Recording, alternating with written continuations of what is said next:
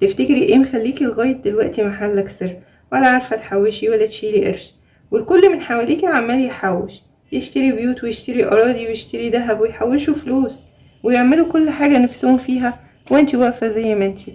النهاردة في الفيديو هقولك على عادات وفرت لي نص مصروف البيت بأفكار للتوفير بسيطة ومنسية، هتخليكي تشتري كل اللي نفسك فيه.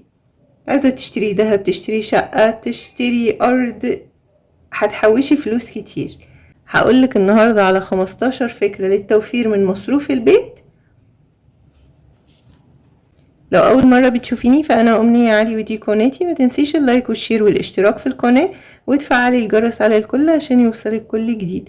واللايك لأن اللايك ده اللي بيرفع الفيديو ويخليه يوصل لأكبر عدد من الناس عشان الكل يستفيد.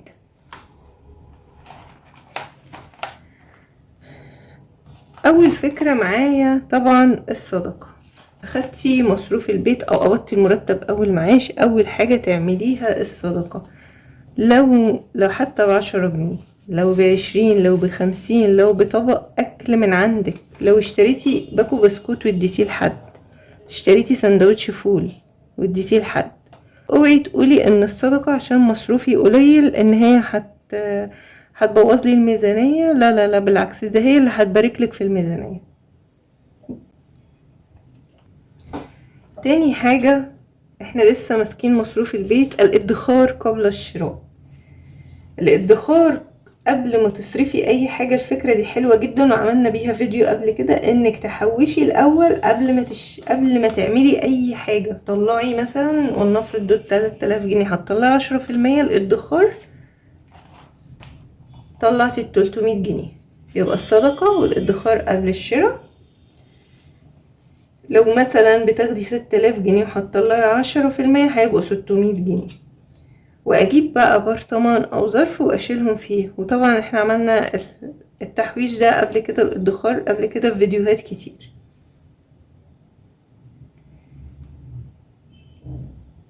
تالت حاجة طبعا اطلع التزاماتي. دي اول فكرة من افكار التوفير، الصدقة، الادخار. قبل بقى الخطوة الثالثة اطلع التزاماتي، الايجار وكل التزاماتي بقى والفواتير وكده، واللي باقي بقى مصروف البيت. ده مصروف البيت هوفر منه ازاي؟ تالت حاجة بقى بعد الصدقة والادخار، تالت حاجة هجيب ورقة وقلم واكتب احتياجاتي، واشوف بقى التلاجة والمطبخ، اشوف ايه موجود وايه ناقص واكمل عليه، عشان ما تجيبيش حاجة وتقعد معاكي وتجيبي على القد. رابع حاجة كتبت ايه اللي موجود. بعد كده اعمل بقى منيو للاكلات، ومن ضمنها طبعا الحاجات اللي عندي، ويعني اعمل منيو اكلات بالحاجات اللي عندي، واكمل بقى انا هحتاج ايه، اعمل منيو بالحاجات اللي انا هشتريها. انزل بقى مرة واحدة واجيب طلبات البيت مرة واحدة. خزين الشهر كله مرة واحدة، رز ومكرونة وزيت واللحوم. اللحوم ممكن اجيبها بالاسبوع او الاسبوعين. الخضار بيتجاب بالاسبوع عشان الخضار مش هيعيش معايا، هيبوظ مني، فما ينفعش اجيبه باكتر من اسبوع. كل اسبوع كده اجيب على قد الاسبوع. رقم 5، بواقي التلاجة. اليوم ده بيوفر كتير. عاملة حاجة اللي يتبقى ما ترموهوش، شيليه في علبة وطلعيه كله بقى في يوم. مثلا شوية محشي، قطعة مكرونة بشاميل، قطعة رقاق، كفتة، صباع كفتة، اي حاجة تتبقى شيليها. شوية مكرونة، شوية رز، واعملي بيهم يوم. اليوم ده بيبقى حلو جدا ووفرنا بيه مصروف يوم.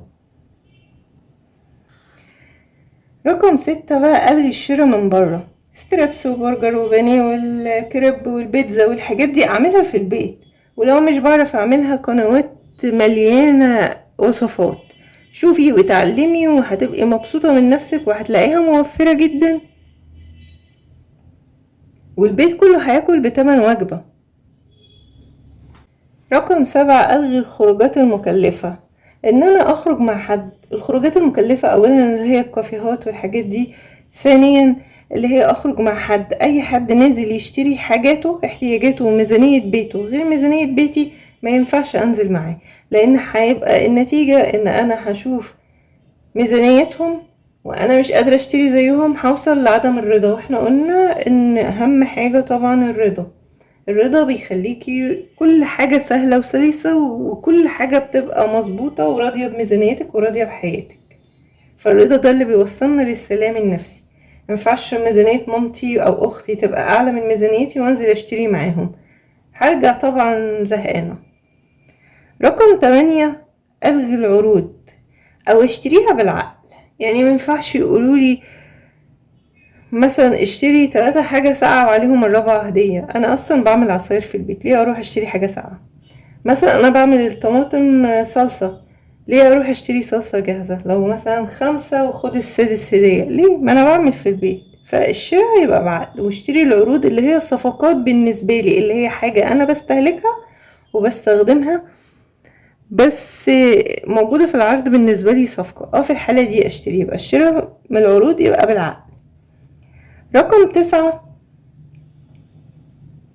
اي حاجة بفكر اشتريها، مثلا لبس، حاجة للبيت، الاساس البيت او ديكور او كده، مفرش، سرير، ملاية، مش بقولك في الاكل، يعني انا بقولك لبس، حاجة زي كده، يعني حاجة للبيت، حاجة فيها رفاهية شوية، افكر فيها قبل ما اشتريها. ادي نفسي مثلا لو انا في المحل ولبس، ادي نفسي من هنا لبكره. مش بيبقى عندهم مقاسات مختلفة والمحلات كلها شبه بعضها، يعني حتى لو القطعة اللي انت عايزاها تاخدي هتلاقيها في المحل اللي جنبه. ادي نفسك بس مهلة كده، روحي افتحي دولابك وشوفي ايه انت فعلا محتاجاها ولا عاوزاها. في فرق بين محتاجاها وعاوزاها. محتاجاها يعني لو قعدت افكر اشتريها ولا من هنا للسنة الجاية، يبقى انا عايزة اشتريها، يبقى كده انا محتاجاها، انا محتاجاها فعلا. لكن لو عاوزاها مجرد ما تطلعي من المحل خلاص، مش مشكلة، هتقولي كده مش مشكلة. فلازم افرق بين الحاجة اللي انا عاوزاها والحاجة اللي انا محتاجاها. رقم 10 بقى، حصالة المطبخ. حصالة المطبخ دي بتيجي من اي فضة، بدل ما ترميها كده على الرخامة او على السفرة، لا اعملي برطمان وحطيها فيها. بتنفع بقى تجيبي كيس ملح، بيكنج باودر، فانيليا، يتجمعوا كلهم اخر الشهر مثلا 50-60 جنيه، ويتحطوا على الادخار. حلو قوي، يعني اي حاجة تيجي في حصالة الادخار حلوة جدا. رقم 11، الحلويات. الحاجات دي بتاخد بيض وسكر ولبن، يعني بتتكلف جدا.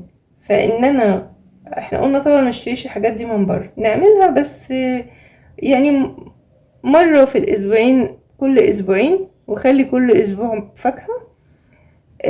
او اعمل العصاير الاقتصادية زي مثلا ليمون بالنعناع.